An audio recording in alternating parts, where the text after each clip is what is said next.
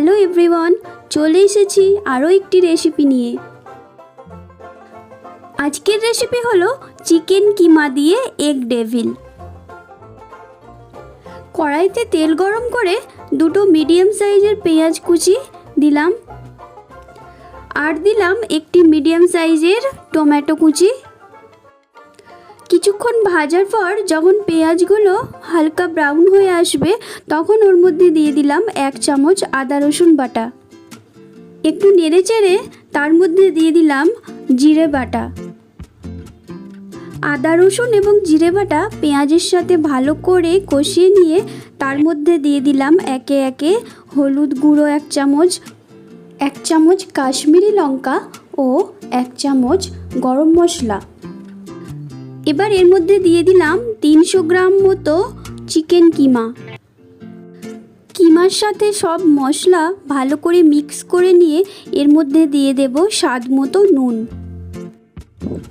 এবার কিমার মধ্যে 1 কাপ জল দিয়ে 10 থেকে 15 মিনিটের জন্য ঢাকা দিয়ে রান্না করতে হবে।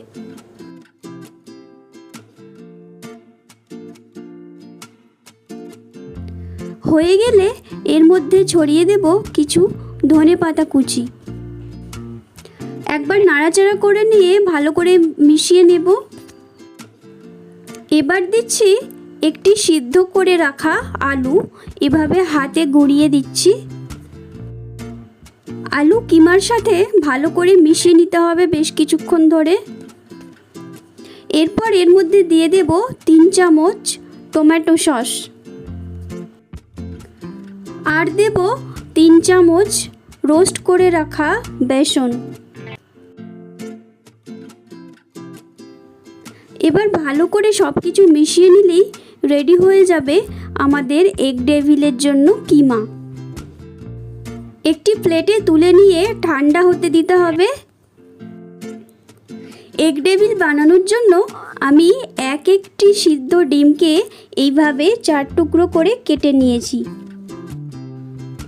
এবার হাতে অল্প একটু কিমা নিয়ে 4টে সাইডে ডিমের 4টি টুকরো এইভাবে গেঁথে দিতে হবে। তোমরা এই প্রসেসে করতে পারো, অথবা একটি গোটা ডিমকে কিমা দিয়ে মুড়েও করতে পারো। এইভাবে 4টে সাইডে ডিমের 4টে টুকরো দেওয়ার পর বাকি ডিমগুলোও ঠিক একইভাবে করে নেব এবং এগুলো ভাজার জন্য রেডি হয়ে যাবে।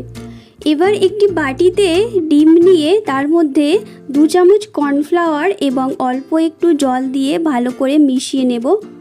অল্প একটু নুনও দিয়ে দেব, আর অন্য একটি প্লেটে নেব কিছুটা ব্রেড ক্রাম্বস। এবার ডিম প্রথমে কর্নফ্লাওয়ারে ডুবিয়ে তারপর ব্রেড ক্রাম্বস দিয়ে রেডি করে নিতে হবে।